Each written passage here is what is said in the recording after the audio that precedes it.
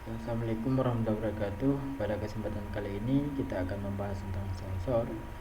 Kenapa kita perlu membahas tentang sensor? Untuk membuat sebuah robot yang dapat menyerupai seperti manusia, maka sensor itu sangat dibutuhkan. Contohnya seperti kalau kita ingin membuat sebuah robot yang dapat melihat seperti manusia, maka kita membutuhkan bantuan sensor untuk sebuah robot itu dapat melihatnya. Seperti contohnya kita membuat robot dengan bantuan sensor ultrasonik, di mana kalau misalkan ada sesuatu di depan, maka robot itu tidak akan berjalan karena terdeteksi adanya sesuatu atau halangan yang menghalangi robot itu, sehingga robot itu seakan-akan dia bisa melihat. Ada beberapa sensor yang kita butuhkan untuk membuat sebuah robot. Contohnya sensor TOS, sensor light sensor atau sensor cahaya, atau dan yang ketiga ada sensor color sensor atau sensor yang untuk mendeteksi adanya warna, dan distance sensor. Sensor ini sensor ultrasonik yang kita butuhkan untuk mendeteksi adanya sesuatu halangan di depan sebuah robot. Dan sound sensor ini dapat berguna seperti telinga pada manusia, sehingga kalau robot mendengar sesuatu maka dia akan mengenalinya. Dan balance sensor ini untuk menentukan keseimbangan sebuah robot ya. Seperti kita membuat drone, maka sensor balance sensor ini sangat kita butuhkan. Dan yang ketujuh itu ada gas sensor, di mana gas sensor ini dapat mendeteksi adanya kebocoran gas atau adanya bau gas ya. Gas yang kalau kita mau buat sebuah robot yang untuk mendeteksi kebocoran gas, maka sensor ini akan sangat kita butuhkan. Yang ke-8 ada temperatur sensor untuk mendeteksi panas atau dingin ya di suatu tempat atau udara di suatu tempat, maka sensor ini akan kita butuhkan. Oke, coba kita bahas ya terkait apa itu sensor. Sensor adalah komponen yang dapat merespon kondisi lingkungan yang diberikan, seperti contohnya TOS sensor. TOS sensor ini merupakan sensor yang akan mendeteksi ketika disentuh. Ibaratnya kalau pada manusia seperti adanya kulit ya, kalau kita sentuh sesuatu maka akan dirasakan oleh kulit. Maka untuk menciptakan sesuatu robot yang memang dapat merasakan ketika adanya sentuhan, maka kita membutuhkan TOS sensor ini. Ataupun sensor ini juga sering dimanfaatkan untuk sebagai kunci. Kalau kita sentuh dengan tangan dan tangan yang sudah direkam, maka pintunya akan terbuka. Ini sering digunakan sensor TOS sensor untuk membuka pintu secara otomatis. Oke, yang kedua ada light sensor. Sensor ini merupakan sensor cahaya, akan mendeteksi bila adanya cahaya di depan sebuah robot.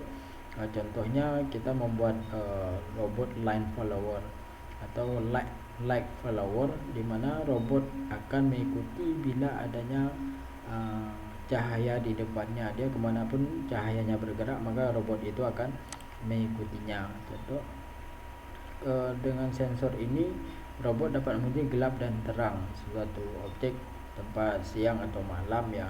Atau kita bisa membuat robot untuk mengikuti, biasanya diaplikasikan pada pendeteksi adanya pencuri di suatu rumah atau untuk keamanan sebuah rumah. Maka robot ini sering diaplikasikan untuk mendeteksi adanya pencuri. Dengan kalau pencuri masuk ke suatu rumah, maka dia akan menyalakan senter, maka senter itu akan dianggap sebagai cahaya oleh robot ini. Dengan pengaplikasian light sensor, maka robot itu akan dapat mengikuti kemanapun si pencuri akan bergeraknya. Itu contoh pengaplikasian dari light sensor ini. Kemudian yang selanjutnya adalah color sensor atau sensor warna, yang biasanya juga akan bisa mendeteksi gelap atau terang, atau siang atau malam. Dan bisa juga kalau sensor ini untuk mendeteksi 3 warna sekaligus atau warna dasar dari visual, yaitu merah, kuning, dan biru. Itu bisa kita deteksi dengan adanya pengaplikasian dari color sensor ini. Atau kita juga bisa menggunakan color sensor ini untuk membuat robot line follower. Dia akan mendeteksi adanya garis dengan pengaplikasian di mana garis yang kita buat itu berupa warna hitam, maka dia akan berjalan mengikuti warna putih dan akan berhenti ketika adanya warna hitam. Itu contoh pengaplikasian dari color sensor ini. Oke, yang selanjutnya ada distance sensor atau sensor ultrasonik. Biasanya diaplikasikan pada robot yang kita buat untuk untuk robot yang kita buat, kalau misalkan ada halangan di depan, dia akan bergeser ke tempat lain atau dia akan berhenti. Itu tujuan dari pengaplikasian dari distance sensor atau ultrasonic sensor ini.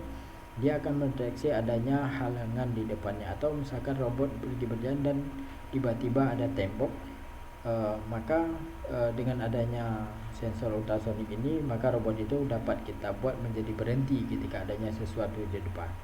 Oke, itu contoh pengaplikasian dari distance sensor ini. Oke, yang selanjutnya ada sound sensor. Seperti yang saya bilang sebelumnya, bahwa sound sensor ini bisa berupa telinga bagi manusia, atau robot akan mendengar sesuatu atau ada suara sesuatu, maka robot akan mendeteksinya sebagai suara, maka dia akan mengenalinya. Ini fungsi dari sound sensor ini. Atau kita juga bisa membuat voice recognition dengan sensor ini. Dia akan mengenali suara, dan bisa juga kita aplikasikan, misalkan ada salam yang diucapkan, maka sensor ini akan mendeteksi adanya ucapan salam, dan kita bisa membuat sebuah program yang bisa memang menjawab dalam salam tersebut. Ataupun ada sesuatu yang jatuh, maka sensor ini dengan kita aplikasikan, dia akan mengenali di mana tempat jatuhnya barang tersebut dengan adanya suara yang ditimbulkan oleh sesuatu yang jatuh tersebut. Oke, selanjutnya ada balance sensor. Seperti yang saya bilang sebelumnya, bahwa balance sensor ini untuk keseimbangan pada sebuah robot.